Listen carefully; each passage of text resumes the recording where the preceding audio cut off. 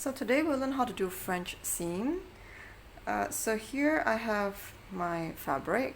So this is right side up, RSU, right side up.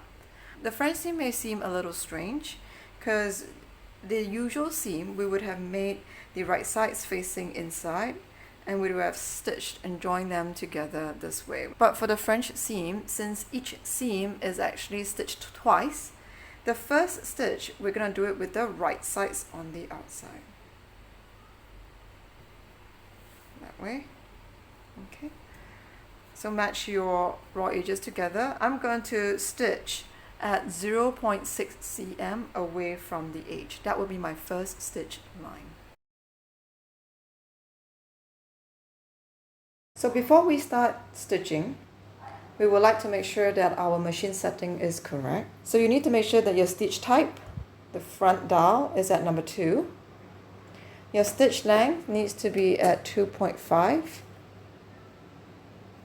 The needle position is going to be at 0. For top thread tension, it's going to be at 4 default. Okay, so that's the seam I want to sew. So for a guide, I'll use the edge of the footer to line up the raw edge of my fabric. I'll put my needle in.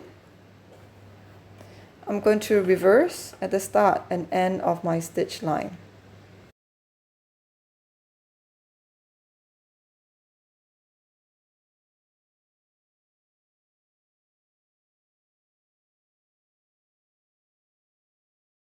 That's my first stitch line. So I've stitched the first stitch line. Now I need to press it open. You might want to use an iron to press it.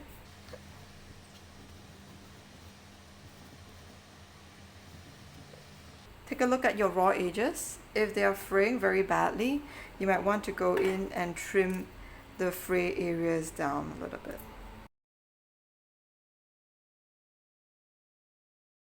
So I've pressed the seams open and I'm going to fold it over.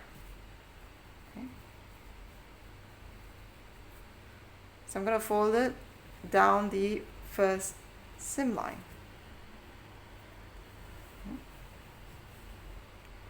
Now I'm going to do the second stitch line on the wrong side of the fabric at 0.8 cm seam allowance. So for the second stitch line for the French seam, everything stays the same except for the needle position. It's going to be at 1. Put my fabric. I'm still going to use the edge of footer as a guide. Make sure you reverse at the start and end of your stitch line.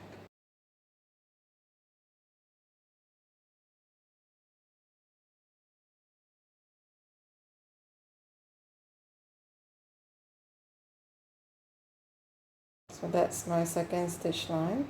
So that's the second stitch line I've done. So if you open up and look at the right side, to be honest, from the right side, you would not be able to tell what seam finishings you've been using. The only way you can tell is if you flip it to the wrong side, and you can see there's this bone in there. That's the distinct feature of a French seam. So there you have it, the French seam.